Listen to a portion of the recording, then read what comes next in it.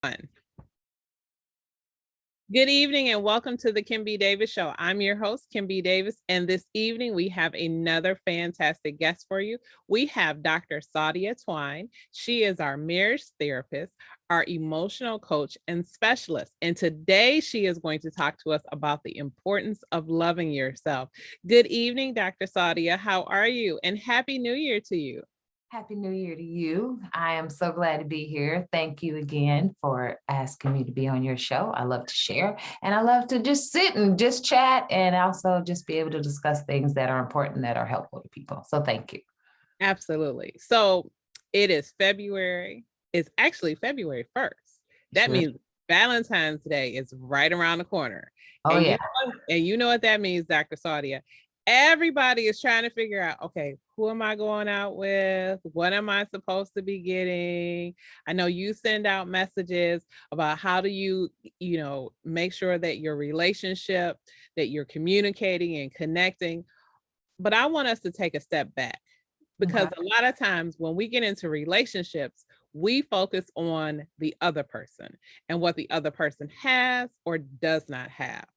When we talk about loving ourselves, what are some behaviors that we should have so that we can be someone who is considered loving and open to having a relationship with someone else?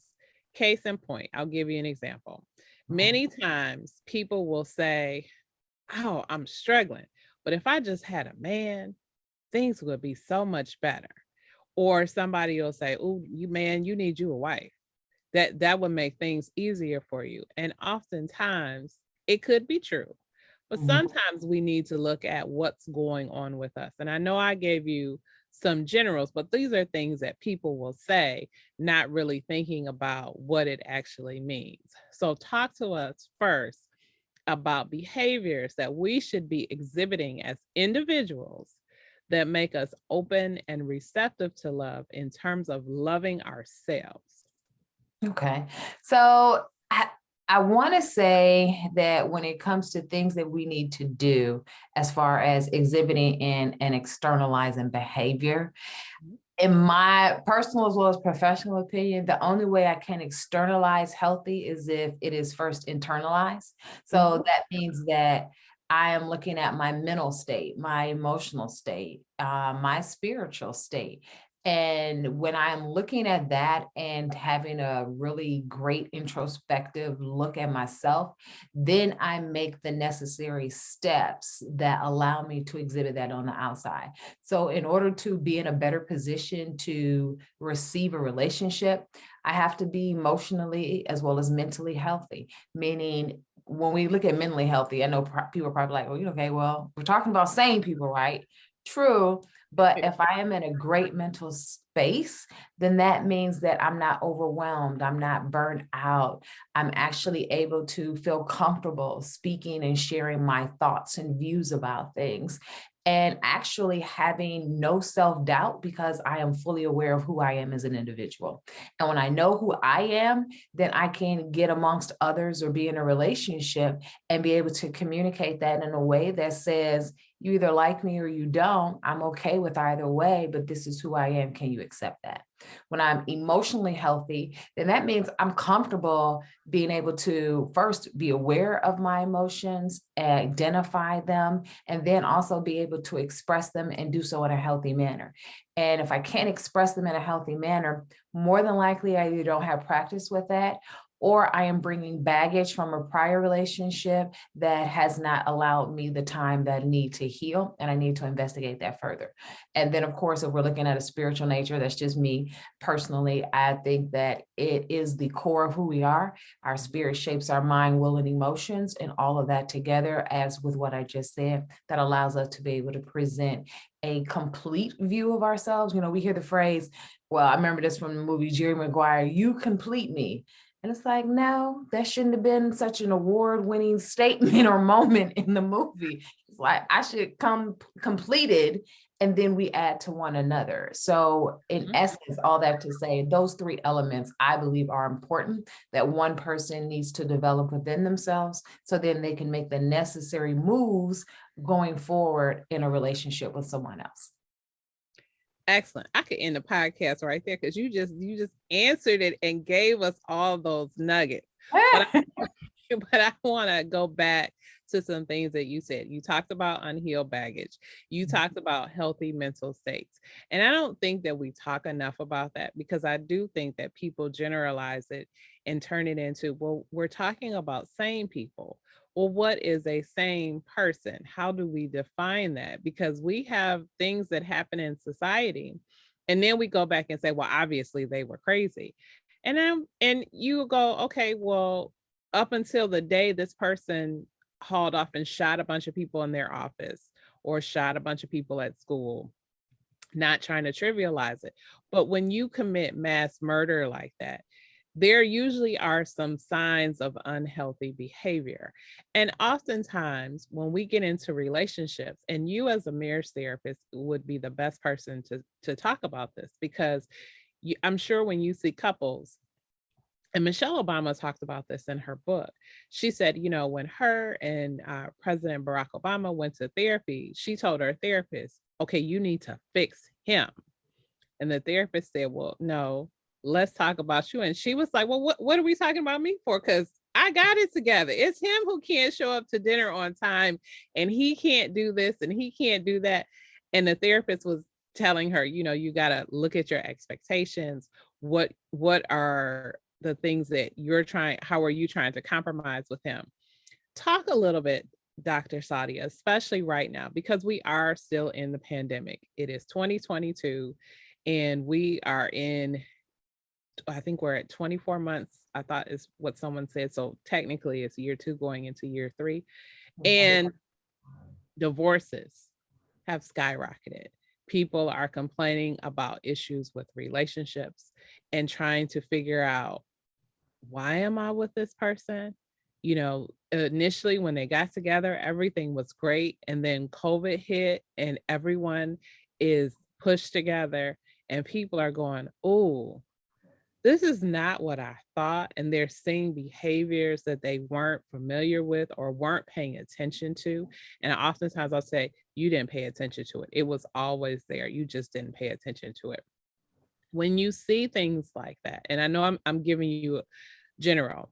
However, oftentimes I know you have spoken before about people who have issues with their mother. Like people will say, if you're dating a man and he doesn't get along with his mother, that's a red flag.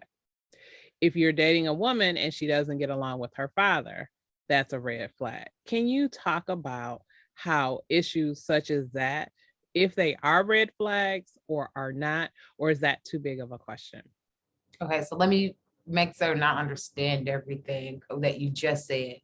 So the pretty much the question is, we're looking at red flags or warning signs, and we're solely addressing them from the vantage point of if a person does not have a healthy or good relationship with their parent. Yes. Yes. Okay. All right. So that's kind of a broad question Mhm. because not every parent is emotionally equipped or mentally equipped to be able to have a healthy relationship with their child. And so for safety purposes, that adult child can honor their parent, but still not have a relationship with them.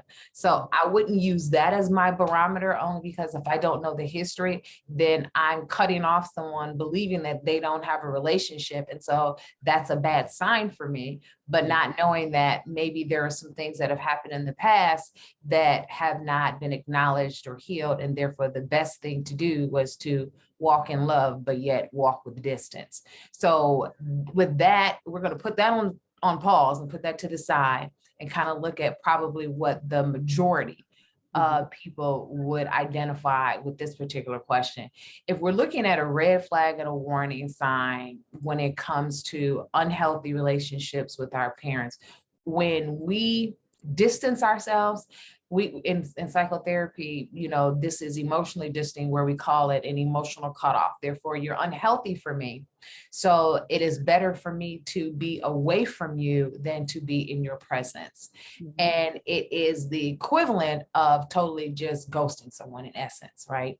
But to an extent, meaning your family. So I'll chit chat on a surface level basis with you, but as soon as that's over, I'm done. I'm not spending any quality time. Would I say it is a red flag? In my opinion, I think in the early stages of dating, that's when we get the preview. It's the trailer to the coming attraction. And if you really watch the trailer, then these are the questions you need to ask before you sign up to be, fully present in this movie, thus by in a relationship or getting married with an individual. But sometimes we miss that, right? Because I'm infatuated and then I fall in love. So it's okay. But you have to think of your end goal. And if your end goal is, I want a future with someone and I want a particular type of future. So for example, if I'm an individual, whereas I know I want to be married and I am very family oriented and I want us all to be one big happy family with my family there, your family at functions, then I'm looking for an individual who embodies that same mindset and who practices, family, get-togethers and love and things like that. So if I know that's my end goal, then I'm looking for that in the beginning. So when I see that someone doesn't have that, then it's like, what's going on? Let me talk to you about that, as opposed to overlooking it. And when that conversation happens, you really have to be, intentional in the questions that you're asking. So the warning sign is, are they avoiding this type of conversation? And if so, you need to really find out why. If you notice that they don't have a good relationship with their parents, then, you're watching them to see how they interact. Are they short-tempered? What's going on? But I can't judge there. I need to ask the questions in order to understand. But of course, we've all been in situations where you'll ask a question. It sounds, legitimate, right? But that's that person's point of view. And no matter who I'm working with, I always explain to them, when it comes to a situation, there's going to be more than one vantage point. It's like you are looking at the security guy at a building and you see all the security cameras that are showing different angles of the same building. Whoops, my earring just fell off. And as it's showing different angles of the same building, it's giving you one complete picture. So you need everyone's point of view because it's going to be different. I'll give you an example. I had a bad breakup years ago. And in that, I just have a lot of things going on back here. The back just fell from my earring. But I had a bad breakup years ago is what I'm trying to say. And in the process, I'm really, talking to Jesus. I was like, oh, he handled that horribly. And the Lord was like, but you could have done this and you could have done that. And I was like, how dare you clutching my pearls, right? No. But I only have my vantage point and God had everyone's vantage point, right? So, and we're looking at warnings and red flags, then it's really the fact that you as the outside person, you need to be objective, considering each person. And maybe you can't talk to that parent, but maybe you get to talk to your significant others or your interest, their sibling, to find out, what other perceptions could exist. So don't just, make a quick decision, without knowing all the information. Make an informed decision and then watch a person's behavior. Just because that's what has happened in that individual relationship does not mean that will happen with yours. Or maybe in the same sense, you could be a positive influence on them by them watching you and what it is that you want from family and love, and that they can mimic that themselves, because we should make each other better and stronger. So that's just a couple of things. I mean, there are a number of things you can look for, but I would say that is the most pressing and the one that I believe that is best and easiest to address with someone. Great answer. So it is February. We're going into Valentine's Day. What is a piece of advice that you would give someone who is seeking a relationship, that either behavior that they should position in themselves or that they should be looking for in someone else? And I know you just gave a great example of, if you're looking for someone who's family oriented, it should match. And I think oftentimes when people initially set out with goals for themselves, they'll say, oh, I want someone that loves their family. But sometimes we'll end up with someone who doesn't fit that. And you wonder, but you love family. And this person comes from a fractured family. They don't get along. They don't talk to anybody. How did that happen? Okay. I'm sorry. I don't think I fully understand the question. So Okay. Can you rephrase that for me, I please? sure can. So the first part of it was, what is one piece of advice that you would give to someone before they step into a relationship, either for themselves or for the person that they're looking for? That may be a two, I think that's a two-part question. Okay. So, advice that I would give someone if they're stepping into a relationship, and advice for either them or the person that they're dating. Yeah. That's a really tough question. I don't know if I can speak to advice for the other person, if I'm understanding the question correctly, so I'm just go from how I'm hearing it. Mhm. Advice that I would give to another individual who is now possibly engaging in a potential relationship, Mhm. I would say trust your gut, always address your deal breakers and don't compromise. And the advice that I would give for the person who is dating, actually, it's for both of them. I would say you need to know what it is that you want. Now, it's a little bit difficult to imagine if I'm in my 20s, probably because I don't have a lot of experience.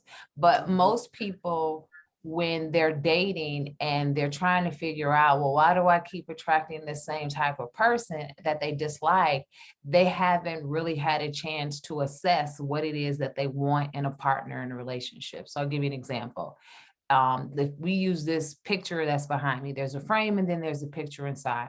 The frame holds up the picture. The picture itself is the thing that the reason why we purchased it, right? No one says, "Oh, that's a lovely frame. Let me get that." But the frame is holding things out as well as supporting the thing that is important. Those I like to identify in relationship wise as deal breakers. These are things that I know I cannot deal with, that I know I don't want to deal with in a relationship. If I'm really infatuated with someone or, just eye gazing, we might overlook those things, but knowing in the long run, this is going to be a problem. This is going to be an issue. Sometimes people make the mistake of, foregoing the deal breaker, like, oh, well, this person is the exception to the rule. In most cases, they are not. You know your limits and you have to trust that to be true. And when we don't trust ourselves, we end up saying, dang, I wasted my time. When I was younger, my friends used to say, oh, Saudia, you're so mean. You don't give people a chance. But I knew what I liked and what I wanted. And every time I said, okay, fine, just a month later, I'm doing the same thing I would have did 5 minutes into the conversation if I had to listen to me, right? Mhm. And I think people in their 20s probably don't do that because this is new to them. So they try to, wade their way through to see. But in a sense, if you know yourself, trust your gut. And then when it comes to the picture itself, these are the qualities and the characteristics that I like as an individual. More than likely, I'm going to find things that I like and dislike based on my family of origin, and that will help to shape that list. Then there are things that I know that I like because I have experienced that in a relationship, as well as things that I know I dislike because I have experienced that from a relationship. So that begins to shape what it is that I want in an individual. But when you're not clear, the way that the brain works, it's like a file folder. If you ever been with a toddler and they've never seen a puppy before, and a puppy or a dog comes along and they're like, whoa, what is that? And you're like, okay, no, it's a puppy. Let me explain it to you. And they're like, see, it's furry, 4 legs. So then when they see a kitten, they're like, puppy. And you're like, oh, okay. Because you're Mhm. going from the file folder, the furry and the 4 legs. And so then you begin explaining and they begin developing different folders for that. In essence, our brain assimilates information and categorize it based on understanding. So if all I know is a particular type of individual, then my brain knows to receive that. But as well, I'm comfortable with that because I have history with it. It might not mean that I like it or want it, but it does mean that I'm comfortable with it. So I will attract that. But if I have yet to develop what I like, I can't attract that type of individual if I'm not aware of it or if I don't practice that. So in essence, to answer that first part of that question, the advice that I would give for both parties is know what it is that you like and don't like, and don't compromise on those things, because that means that you're settling as a person. And that's completely different from compromising in a relationship, because those are in regard to relationship goals, not necessarily with this particular example, which is you compromising on you as an individual. Mhm. Mhm. Excellent, because that was what my example, was going towards. Okay. Okay. So you had, and the example that you gave of the person who was looking for a family oriented person was a great example, because oftentimes people will come up and say, these are the things that I want. And then they will meet someone.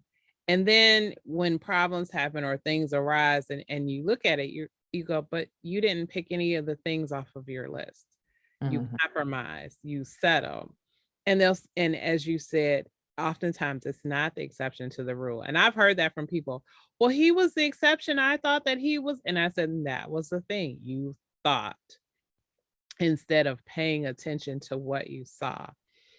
And I want to ask you this particular question because it's been going around on TikTok. And so sometimes when I'm bored, I'll take a few minutes and I'll just scroll through TikTok and look at videos. And it's amazing the number of people who call themselves dating experts. And so some people now are talking about dating potential, that you should not date potential.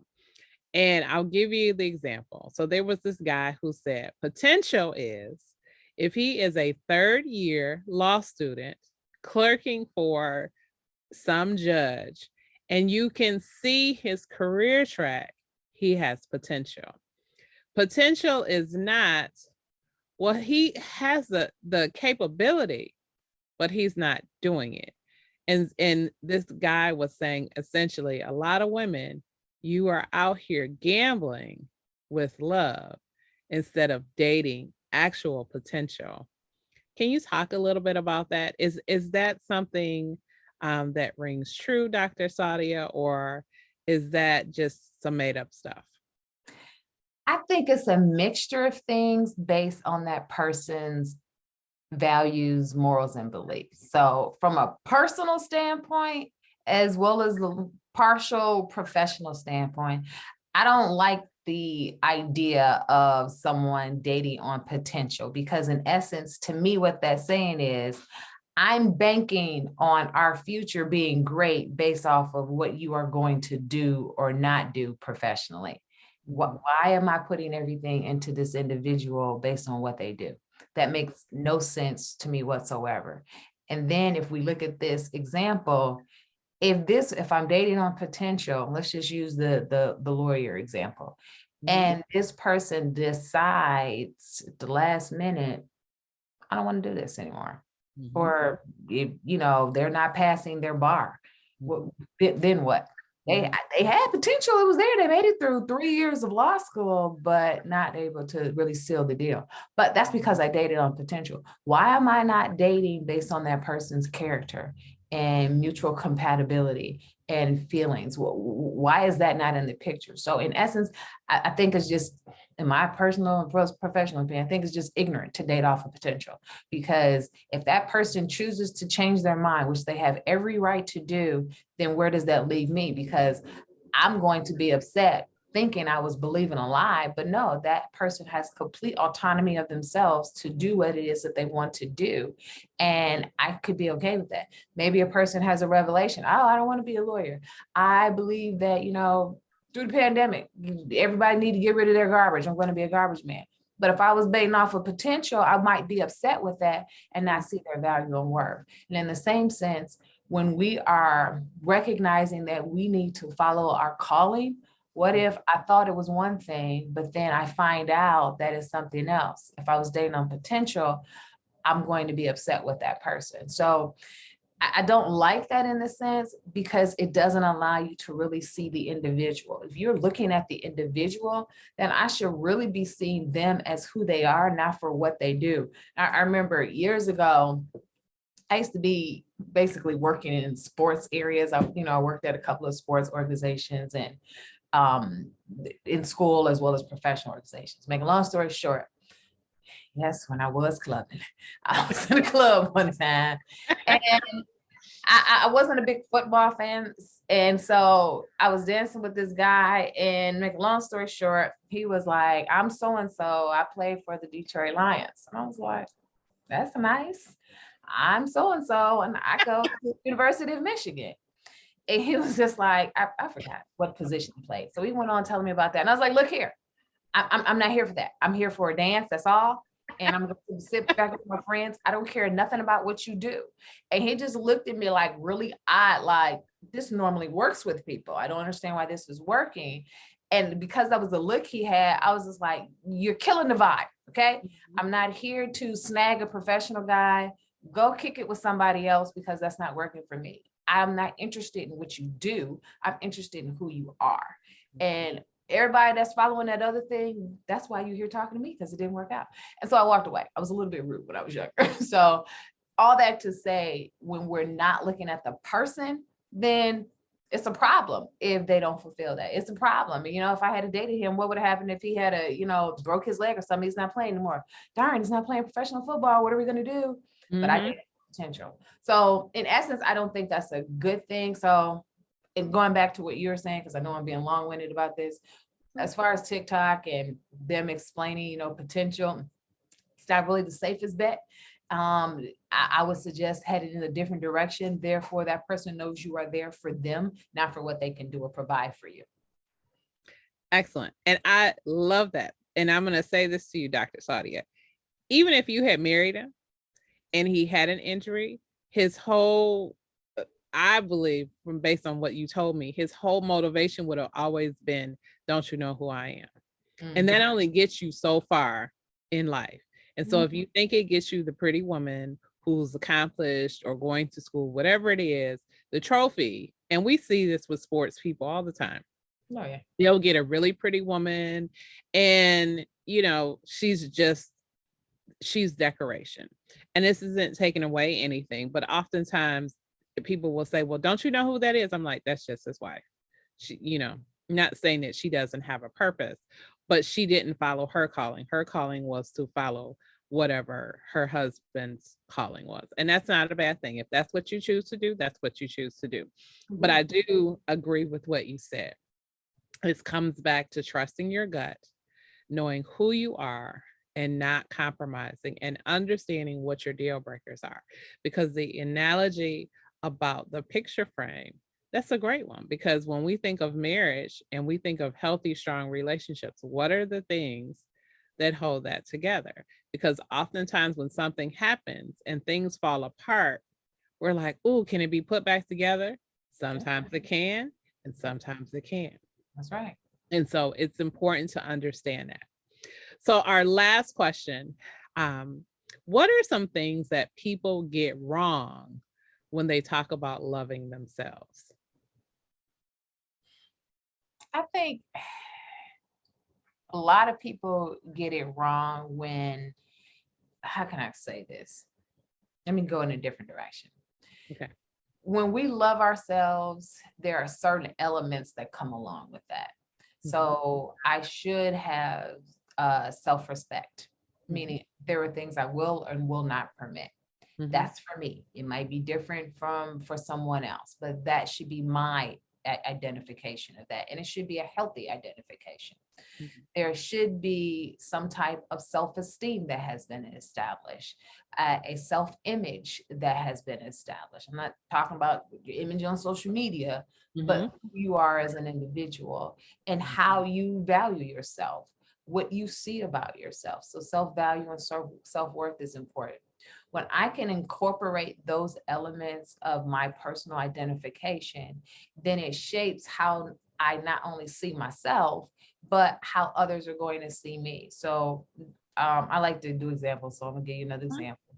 So I can't say dating. I went out with this guy a few times and things I just noticed were falling off. And I just basically asked him, well, what's going on? And he was like, oh, you just require so much. And I was like, I've never asked you for a thing a day in my life. What are you talking about?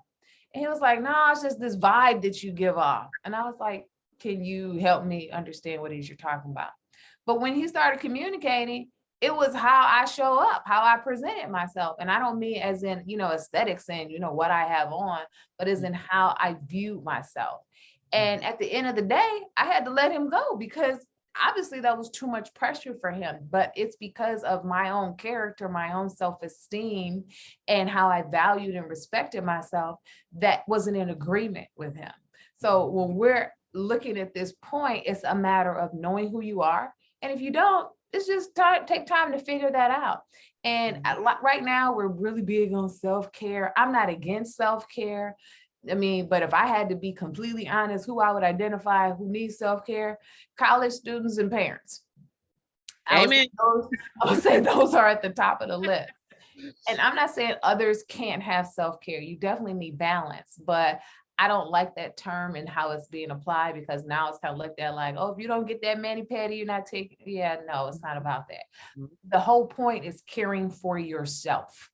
Mhm. And when we are caring for ourselves, I'm doing the things necessary to continue to remain, should I say, mentally healthy and stable, emotionally healthy and stable, fiscally healthy, stable, in every area of life, mentally, emotionally, physically, financially, socially, relationally, and professionally.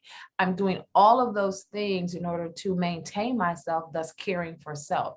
When we walk away from that, then that's when we're in error. And I think it's a matter of just checking in with ourselves in different areas of life in order to say, hey, where am I?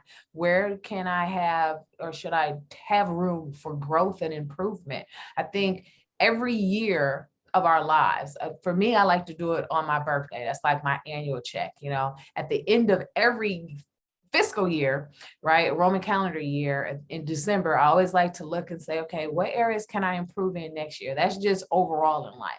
But by the time I get to my birthday, which is really too far after the end of the year, but then I'm looking at myself as an individual. In what ways do you want to grow this year? And it shouldn't be for someone else. It should be for me, because at the end of the day, when I get up, I need to be happy with me.